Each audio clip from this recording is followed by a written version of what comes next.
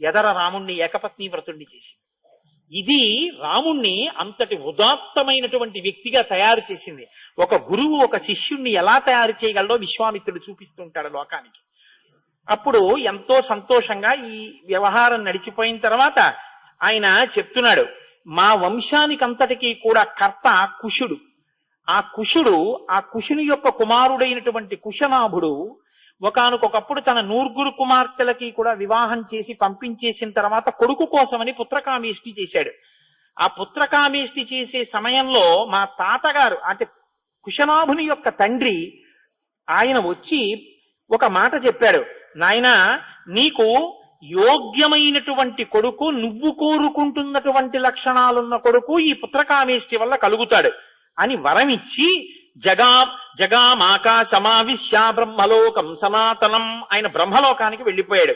కస్యచిత్ తదకాలస్య కుశనాభస్య ధీమతః జిజ్ఞే పరమధర్మిష్టో గాధిరిత్యేవ నామతః. పుత్రకామేష్టి చేయడం వల్ల మా తాతగారైనటువంటి కుశనాభుడికి గాధి అనబడేటటువంటి కుమారుడు జన్మించాడు. ఆ గాధి మా తండ్రి. ఆ గాధికి నేను జన్మించాను కాబట్టి మా తండ్రి గారు ఆయన.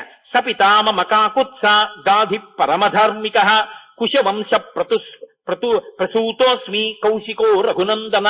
ఆ కుశుని యొక్క వంశంలో నేను పుట్టాను కాబట్టి నన్ను కౌశికుడు అని పిలుస్తూ ఉంటారు. పూర్వజా భగినీ చాపి మమ రాఘవ సువ్రత నామ్నా సత్యవతీ నామా రుచీకే ప్రతిపాదిత సశరీరా గతా స్వర్గం భర్తారం అనువర్తిని కౌశికీ పరమోదారా ప్రవృత్తా చ మహానదీ దివ్యా పుణ్యోదకారం యా హిమవంతం ఉపాశ్రిత లోకస్య హితకామార్థం ప్రవృత్తా భగినీ మమ తతోహం హిమవత్పార్శ్వే వసామి నిరతః సుఖం భగిన్యాం స్నేహ సంయుక్త కౌశిక్యాం రఘునందన సాతు సత్యవతీ పుణ్యా సత్యే ధర్మే ప్రతిష్ఠిత పతివ్రత మహాభాగా కౌశికీ సరితాంబరా.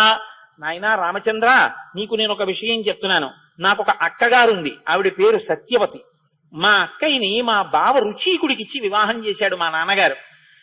కొంతకాలం అయిపోయిన తర్వాత మా అక్క భర్త గారు స్వర్గలోకానికి బయలుదేరాడు. మా అక్క ఎంత గొప్పదంటే సశరీరంగా మా బావని అనుగమించి స్వర్గలోకానికి వెళ్ళింది. వెళ్ళి తాను నదీ స్వరూపంలో ఉండి లోకాన్ని ఉద్ధరించాలి అని ఆమె కూడా కుశుని యొక్క వంశంలో పుట్టింది కాబట్టి కౌశికి అన్న పేరుతో హిమాలయ పర్వత ప్రాంతంలో ప్రవహిస్తుంటుంది. ఆమె గొప్ప ధర్మాత్మురాలు. నాకు మా అక్క అంటే ఎంతో ఇష్టం. అందుకని మా అక్క నదీ రూపంలో ఉంది కాబట్టి నేను కూడా హిమాలయ పర్వత ప్రాంతంలో కౌశికీ నది ఒడ్డున ఆశ్రమాన్ని నిర్మించుకుని ఉంటూ ఉంటాను. ఇక్కడ సిద్ధాశ్రమంలో సిద్ధి కోసం యజ్ఞం చేయడానికి వచ్చాను రామా. నీ యొక్క శక్తి వలన ఆ యజ్ఞం పూర్తయింది. ఇప్పుడు మనం మిథిలా నగరానికి బయలుదేరుతున్నాం అని చెప్పారట. చెప్తే రాత్రి పడుకున్నట్ట రాముడు. బాగా చీకటి పడిపోయింది ఇప్పటికే నేను ఈ విషయాలన్నీ చెప్పడంలో. చూశావా గుడ్లగూబలు అరుస్తున్నాయి, చూశావా ఆ రాత్రి వేళ ఎగిరేటటువంటి పక్షులు ఎగురుతున్నాయి, నరమాంస భక్షకులైన రాక్షసులు తిరుగుతున్నారు, చంద్రోదయం అయిపోయింది, రామా ఇంకా నిద్రపోవు అన్నాడు. అంత చీకటి పడిపోయిందని తెలియలేదు ఆయన చెప్తుంటే తన వంశం గురించి. అంత గొప్పగా చెప్పాడు. ఇప్పుడు రాముడు పడుకున్నట్ట మునులు అన్నారట, కౌశికులు ఎందలో పుట్టారు, కానీ విశ్వామిత్ర నువ్వు పుట్టి నీ వంశం ధన్యమైందయా. ఏమి అక్క, ఏమి మహానుభావులు, ఏమి కుశనాభుడు, ఏమి ధర్మం, లోకానికి ధర్మం నేర్పిందయ్యా మీ కుటుంబం అన్నట్ట. రాముడు పడుకున్నాడు కానీ ఆ ఆడపిల్లలు వాయువు అడగడం, కాదనడం, బ్రహ్మర్షిత్వం, విశ్వామిత్రుడు పుట్టడం, ఆ కౌశికి భర్తని అనుగమించడం, స్వర్గలోకానికి వెళ్ళడం, నదీ స్వరూపాన్ని పొందడం, ఏమి ఆడవాళ్ళు, ఏమి ఔన్నత్యం, ఎటువంటి ధార్మిక నిష్ట, లోపల ఇవన్నీ ఆలోచిస్తూ ఎప్పుడో రాముడికి కనురెప్ప పడిందిట. అంత మనసులో నాటుకునేటట్టు చెప్తాడు. ఇప్పుడు బయలుదేరి గంగా నదిని దాటుతున్నారు. దాటుతుంటే ఏమి ఈ నది అని అడిగాడు.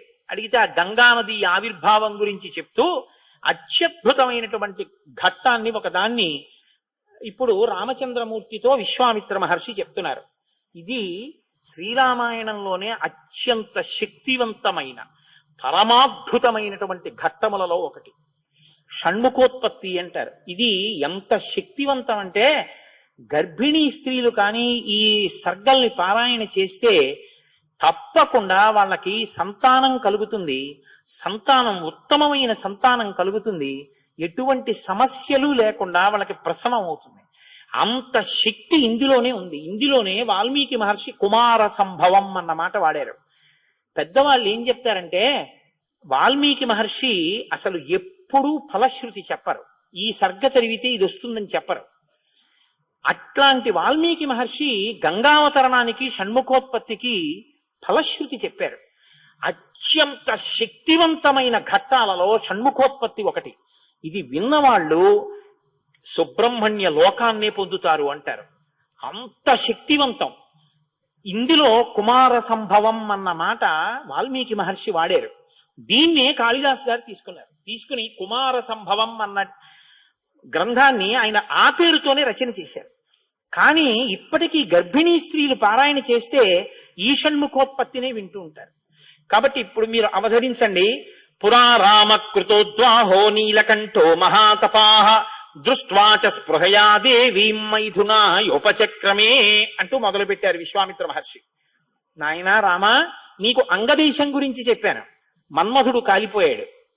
తర్వాత పార్వతీ పరమేశ్వరులకి వివాహమైంది. ఎలా అయింది మరి మన్మధుడు లేకుండా?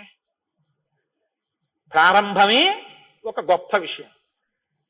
అందరి మీద బాణాలు వెయ్యాలి అంటే చేతిలో చెరుకు విల్లు 5 పుష్ప బాణాలు పట్టుకుని బాణాలు వేసేటటువంటి మన్మధుడు నేను బాణాలు వేసి అందరిలోనూ కామ ప్రచోదనం చెయ్యగలనన్న అహంకారంతో అదే పుష్ప బాణాల్ని తీసుకెళ్లి పరమశివుడి మీద కూడా వేసి ఆయన మనసు కదిపి పార్వతీదేవి యందు అనురక్తుడయ్యేటట్టు చెయ్యగలననేటటువంటి అహంకార బుద్ధితో ఒక్క బాణాన్ని తీసి ప్రయోగించడానికి సిద్ధపడేటప్పటికే బహిర్ముఖుడైనటువంటి పరమశివుడు కనుతెరిచి చూసి తన మీదే బాణ ప్రయోగానికి సిద్ధపడుతున్న మన్మధుడి మీద ఆగ్రహం చెంది 3వ కన్ను తెరిస్తే భస్మ రాశి మన్మధుడు కింద పడిపోయాడు. కాబట్టి సృష్టి ఆగిపోయి ఉండాలి కదా. ఇప్పుడు మన్మధుడు లేడుగా, మరి అప్పుడు పార్వతీ కళ్యాణం ఎలా అయింది అంటే, అమ్మవారు ఏం చేసిందంటే, ఏ ఆయుధములను మన్మధుడు పట్టుకుంటాడో వాటిని ఆవిడ పుచ్చుకుంది. 5 పుష్పబాణాల్ని చెరుకు విల్లు ఆవిడే పుచ్చుకుంది. కామాక్షి, కంచి కామాక్షి అదే కదండి, చేత్తో పట్టుకుంది. ఇదే మనం లలితా స్వరూపం యొక్క వర్ణన చెప్తే ఇదే చెప్తాం. రాగస్వరూప పాషాఢ్య క్రోధాకార అంకుశోజ్వల మనోరూపేక్షుకోదండ పంచతన్మాత్రశాయక.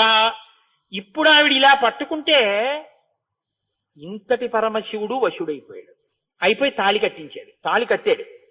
సంసారంలోకి వచ్చి ఆవిడ పక్కన కూర్చున్నాడు. శంకరాచార్యుల వారు దెప్పి పొడిచారు. స్ఫురగండాభోగత్ ప్రతిఫలిత తాటంక జుగళం చతుశ్చక్రం మన్యే తవ ముఖమిదం మన్మధరదం యమారుహ్య దృహ్యత్కవ నిరదమర్కేందు చరణం మహావీరో మార ప్రమద పతయే సంగీతవతే అన్నారు.